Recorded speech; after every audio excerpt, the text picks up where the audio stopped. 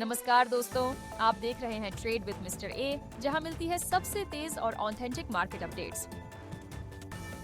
सबसे पहले आप सभी को स्वतंत्रता दिवस की हार्दिक शुभकामनाएं। भारत के इस त्योहार पर हम सब मिलकर अपने देश के वीरों को याद करें और अपने भारत को और बेहतर बनाने का संकल्प लें। जय हिंद।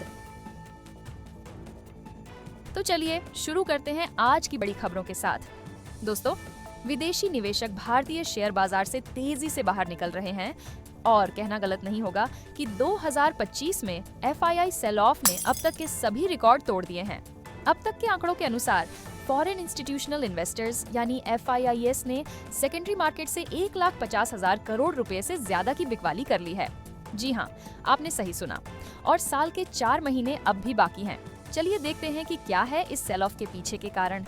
धीमी होती कॉर्पोरेट अर्निंग्स, ऊंचे मूल्यांकन यानी high valuations, geopolitical uncertainty, overseas markets में बेहतर अवसर, ग्लोबल बनाम भारत का प्रदर्शन। चलिए अब चलते हैं इंटरनेशनल ट्रेड की तरफ। भारत के external affairs minister S Jaishankar इस महीने के अंत में रूस जा रहे हैं और उनके साथ जा रहा है एक विशेष कॉमर्स मिनिस्ट्री डेलीगेशन। इस यात्रा में एक बड़ी बात डिस्कस में आने वाली है, इंडिया रशिया ट्रेड को लोकल करेंसी में कैसे सेटल किया जाए। हाँ, आपने सही सुना, रूपी रूबल मैकेनिज्म पर बात हो सकती है। आज भी जब इंडियन ऑयल कंपनीज रूसी तेल खरीदती हैं, तो ज्यादातर UAE बेस्ड ट्रेडर्स के जरिए दिरहम्स में भुगतान होता है, क्योंकि रूपी रूबल डायरेक्ट सिस्टम ठीक से काम नहीं कर रहा है। अब बात सिर्फ तेल तक सीमित नहीं है। भारत और यूरेशियन इकोनॉमिक यूनियन EEU के बीच एक फ्री ट्रेड एग्रीमेंट FTA का ग्राउंड वर्क भी तैयार हो रहा है।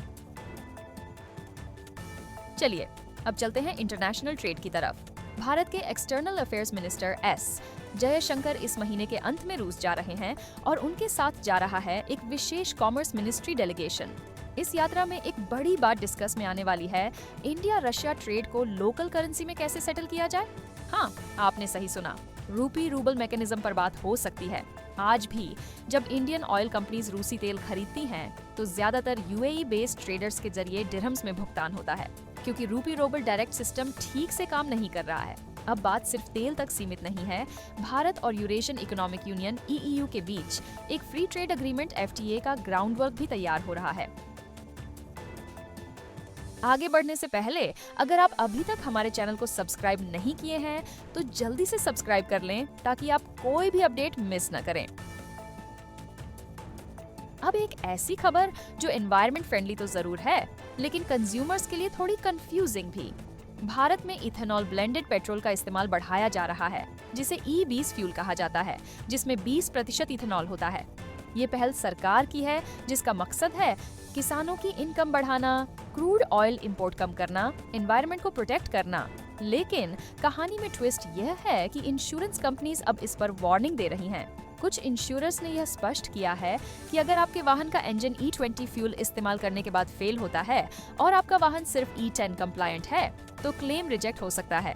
जरा सोचिए, आप सोच रहे हैं कि एनवायरनमेंट के लिए अच्छा कर रहे हैं, लेकिन बाद में इंजन डैमेज और इंश्योरेंस का हेडेक।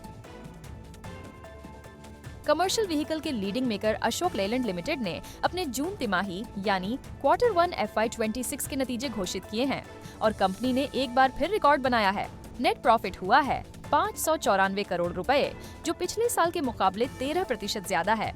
रेवेन्यू भी 1.5% बढ़कर 8,725 करोड़ रुपए पर पहुंच गया है और यह कंपनी का अब तक का सबसे ऊंचा Q1 रेवेन्यू है।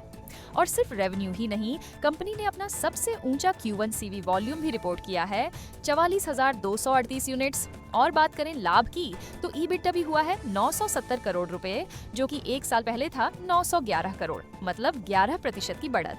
फिलहाल स्टॉक मार्केट में भी इसका असर थर्सडे को दिखा।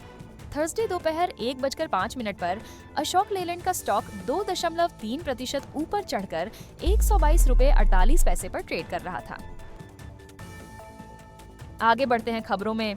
वोडाफोन आइडिया लिमिटेड ने घोषणा की है, एक नया CEO अभिजीत किशोर बनेंगे कंपनी के नए चीफ एग्जीक्यूटिव ऑफिसर और यह नियुक्ति 19 अगस्त 2025 से प्रभावी होगी। वो स्थान लेंगे अक्षय मुंद्रा का, जिनका 3 साल का कार्यकाल 18 अगस्त के अंत तक पूरा हो रहा है। और हाँ, बात सिर्फ लीडरशिप चेंज तक ही सीमित नहीं है। VI ने Q1 FY26 के फाइनेंशियल रिपोर्ट भी जारी किए हैं। कंपनी का नेट लॉस रहा है 6,608 करोड़ रुपए, जो पिछले साल के 6,432 करोड़ रुपए से ज्यादा है। लेकिन अगर क्वार्टर 4 FY25 से तुलना करें तो लॉस कम हुआ है। क्वार्टर 4 में घाटा 7,166 करोड़ रुपए तक चला गया था। एक छोटी सी पॉजिटिव बात भी है, रेवेन्यू फ्रॉम ऑपरेशंस हुई 11,022 करोड़ और 5 लाख रुपए, जो साल दर साल आधार पर 5% की ग्रोथ है। और ARPU यानी एवरेज रेवेन्यू पर यूजर अब 177 रुपए हो गया है, जो कि पिछले साल के 154 रुपए से 15% की छलांग है। ग्लेनमार्क फार्मास्यूटिकल्स ने अपने क्वार्टर एक FY16 के आंकड़े जारी किए हैं और दोस्तों, ये आंकड़े थोड़े चौंकाने वाले हैं। कंपनी का नेट प्रॉफिट 86% की भारी गिरावट के साथ सिर्फ 46 करोड़ 8 लाख रुपए रह गया है, जबकि पिछले साल इसी क्वार्टर में यह 340 करोड़ 2 लाख रुपए था। साथ ही रेवेन्यू में हल्की सी बढ़त देखने को मिली है, 3,264 करोड़ रुपए, जो कि पिछले साल के 3